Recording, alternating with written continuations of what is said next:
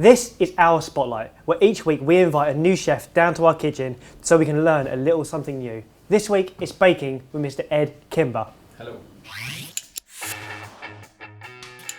What are we doing today? We're going to make a really simple but delicious tart. So it's like a Portuguese custard tart, or it looks like it. Yeah. But it's flavoured with caramelised banana and a passionfruit curd. So delicious but really simple. First thing you need to do is weigh out some passionfruit puree. Get all the seeds out there, and then you need to sieve out the seeds. So just press gently onto the back of them just to get as much juice as you can out of there. Once you've got this sieved juice in there, sugar, just normal caster sugar, and then eggs. And you're just going to make a curd. Now, you're going to break some eggs into there. And what you need to make sure you're doing is don't let the egg sit on the sugar for too long, because it'll start to burn. It's called burning. And what happens is it almost cooks the egg, and you get these chunks of eggy deliciousness. It's not hot? No, it doesn't matter. The sugar. How can you burn it without being hot? It's not actual burning. It's a technical term. Really? That maybe I made up, I don't know, but Really? it does. It starts to cook it. That is quite fascinating. Once you've added the egg, you whisk it together quickly, just to make sure that you don't... Look at you, 2 hands. I can't do that to save my life. You'll learn. Once that's in there, you're going to take a whisk, and you need to cook this, stirring all the time, otherwise it will burn. So that'll take about 5-10 minutes, and if you had a spoon there, it would kind of leave a line if you dragged it across. Oh, that looks incredible. If you want to grab the butter, yes, and just pop all the butter in there. In the sieve? No, into the bowl. Come on. Oh, slowly drop it in. Shh. Oh, no, this is all going very wrong. Ouch, if you spill on the It's fine. It's for tasting. So, it's good. Oh, wow, that is actually quite incredible. It's just it's exactly the same as the lemon curd, but it's got a lot of flavour. Right, so when the butter's in there, you can use a hand blender. So you just want to completely combine it. Now the curd's quite hot, so it'll probably melt anyway, but just to make sure there's no lumps.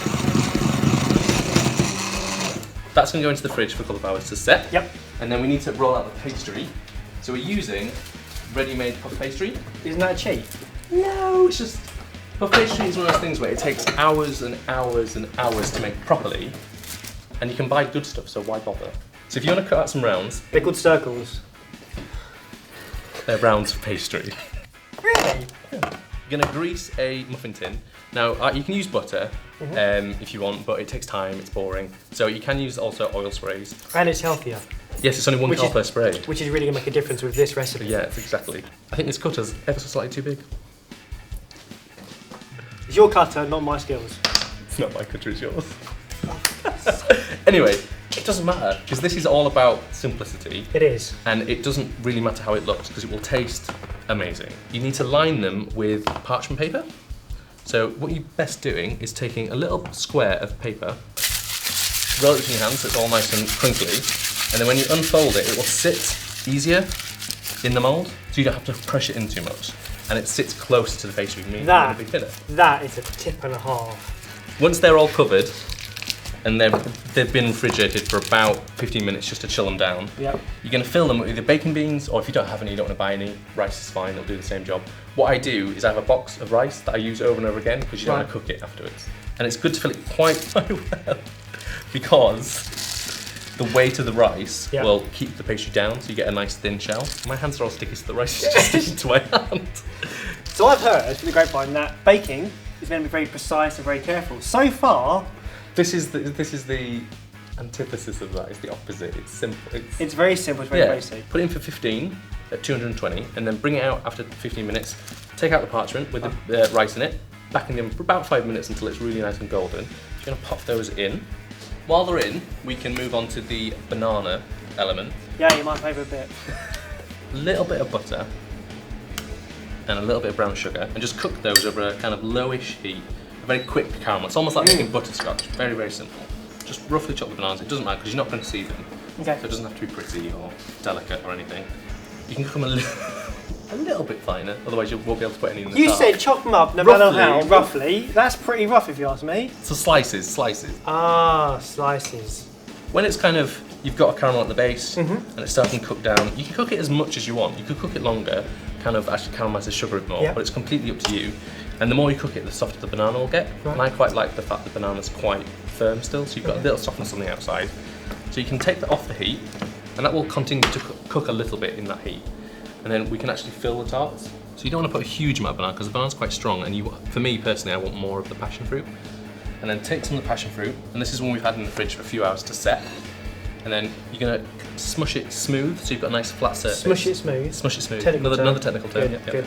So just across, like that. And the reason you want it flat is so when we caramelise it, it will look like the tarts from Portugal. They look like Yorkshire puddings. They do look a little bit like Yorkshire puddings. Could you use Yorkshires? I wouldn't. No. Although No, that's a silly thing to say, Barry. Don't say that. I was in Bakewell in Derbyshire Yeah. last weekend for a festival, and someone made a Bakewell tart Yorkshire pudding. What? It sounded disgusting. Oh, mine's not as neat as yours. It doesn't matter, because the sugar will hide any flaws. Don't judge me for this, but I'm just going to dip my finger in and taste it. Oh my god. So you need to be careful and just do it above the surface, so not too close to the tarts, just until it starts to caramelise. Oh yeah, the photos are going to look amazing after this. Yeah. When it's Actually, the photography in your book is top notch. Look at that. Oh, how similar they look. That's what they look like when you spend time and patience. So this is the point now where you can summarise the whole thing and then say the magic word at the end. Ed. So this is my caramelised banana and passion fruit tart sorted. There you go. Boom. Cheers. Cheers.